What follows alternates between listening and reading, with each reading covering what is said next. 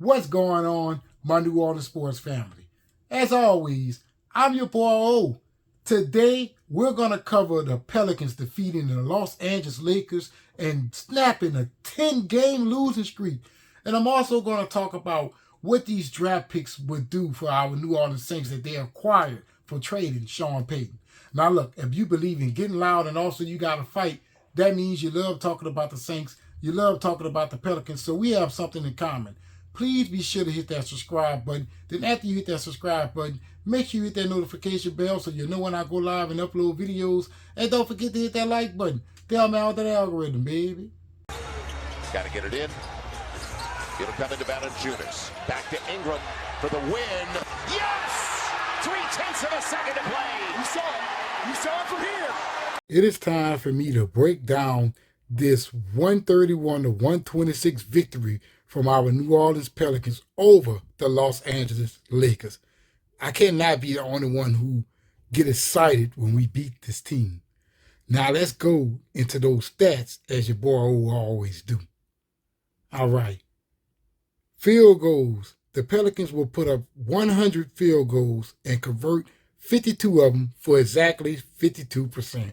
Three-pointers kind of killed us this game, but as you can see, it did not result into us losing, and I'm going to give you a good example as to why we did not lose because of these three-pointers. We was 9 for 30 for 30%, free throws 18 for 20 for 90%, 28 assists, 48 rebounds. 14 of those rebounds will be offensive. If you have not been paying attention, the New Orleans Pelicans haven't really gotten over double-digit offensive rebounds, which is why the three-pointer percentage being 30% did not kill us in this game. Steals, we would get 6 and commit only 10 turnovers. Let's go to them stats. Very good to see Brandon Ingram back into groove. Brandon Ingram would give us 35 points, 15 for 28 from the field, 0 for 3 for three-pointer, 5 for 6 for free throw, plus 3 on the plus and minus, 1 offensive rebound, and 5 rebounds altogether, 4 assists and 3 turnovers. This is another reason why you did not lose, because Brandon Ingram all the way from the second quarter was unstoppable. If you didn't know, this guy sat down 2 minutes in the first because he had got his first 2 fouls in less than a minute or 2 or something like that. But those 3 quarters that Brandon Ingram played was phenomenal. C.J. McCollum did not kill us this game. 23 points, 8 for 16 from the field, 2 for 5 for three-pointer, 2 rebounds, 7 assists. Trey Murphy also 20 points, 21 points, 7 for 12 from the field, 4 for 9 for three-pointer, 1 offensive rebound, 5 rebounds in total. Jonas Valanciunas continues to be a double-double machine with 18 points and 14 rebounds, 8 and 5 assists. Herb Jones will play all 40 minutes in this game and only give us 4 points. However, on a defense standpoint, Herb Jones was phenomenal. Jose Alvarado off the bench gave us 18 points, 7 for 11 for the field, 2 for 4 for 3, 2 offensive rebounds, 4 rebounds in total. Larry Nance Jr. continues to be dominant off the bench as well. 10 points, plus 9 on the plus and minus, 4 offensive rebounds, nearly a double-double with 9 rebounds in total and 4 assists.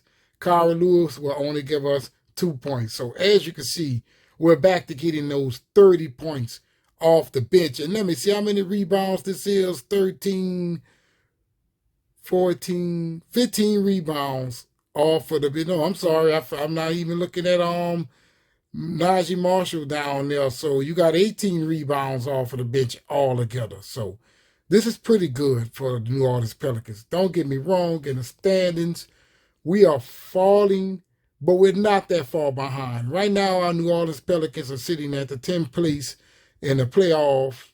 But as far as playoffs goes, this would be the play-in. We're 27 and 27. And we are sitting how many games behind the first seed? We are 10.5 games behind the first seed. However, I would say that everyone else in front of us really isn't that far off. Dallas Mavericks 28-26. They're only what, a half a game or a game ahead of you, and they're sitting in the sixth.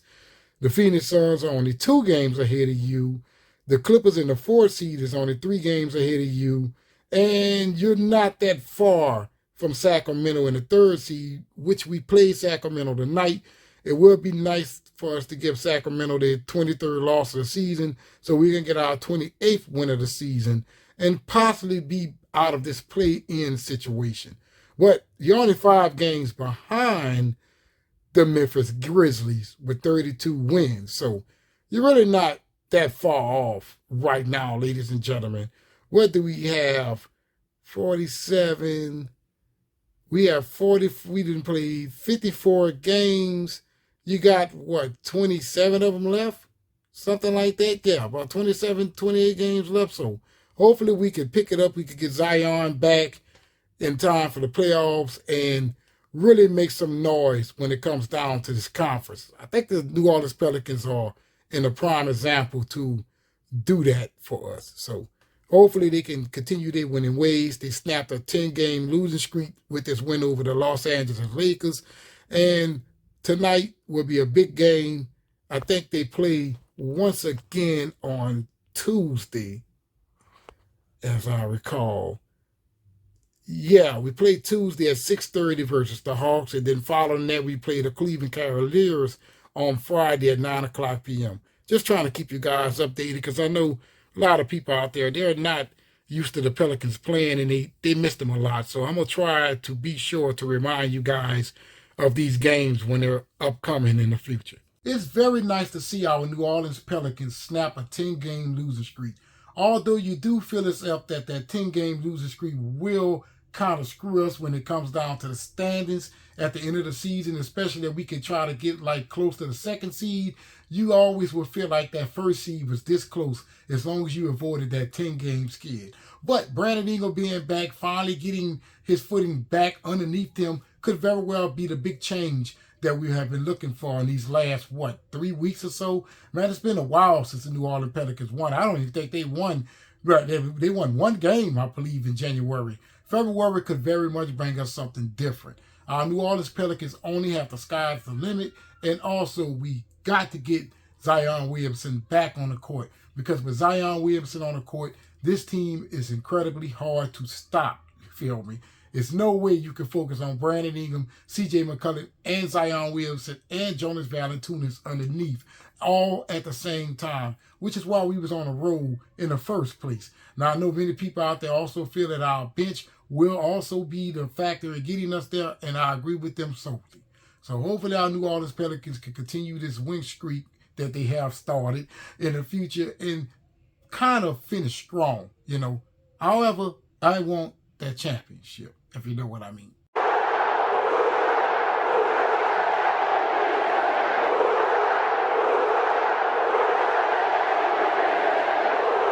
Now it's time for me to talk about these picks that the Saints has acquired from the Denver Broncos from trading Sean Payton. It is being reported that our New Orleans Saints will receive 2 draft picks from the Denver Broncos. 2023's first-round draft pick, which would be a number 29th, and 2024's second-round draft pick, which I believe is like a number 5 or 6. Now, many people out there feel as if that we could have gotten more for Sean Payton.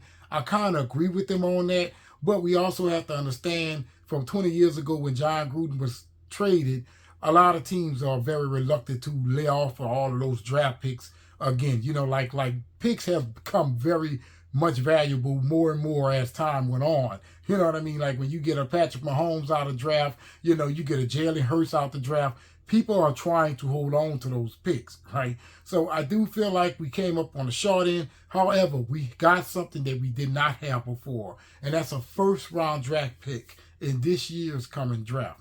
Now, many people suspect that the Saints will draft a quarterback with this first-round draft pick. I feel like the Saints aren't going to do that. I think the Saints are aiming for another defensive end.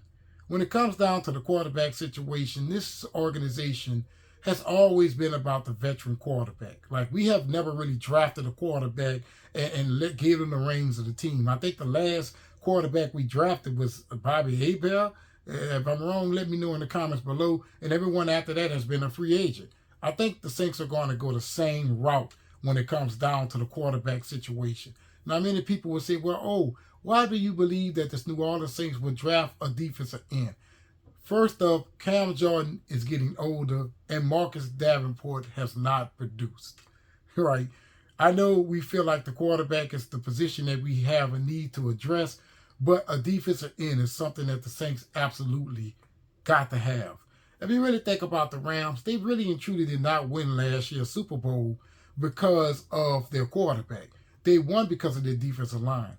This year, the Philadelphia Eagles are the top team in sacks. So that means that their defensive line is what actually got them there. Jalen Hurts played very well. He played phenomenal. But that defensive line putting that much pressure on the quarterback is what's factoring into the fact that the Philadelphia Eagles are where they are at this very moment. Yeah, a lot of it was Jalen Hurts, but Jalen Hurts cannot get his team to the Super Bowl if his damn defensive line did not lead the NFL with sacks. And I think this team has like 63 of them, right? Last year when the Rams won, Aaron Donald was unstoppable. I feel like this is something that the Saints need. Something that we never had was a dominant defensive end where he constantly has double coverage over him, double blocking schemes, and he still gets to the quarterback.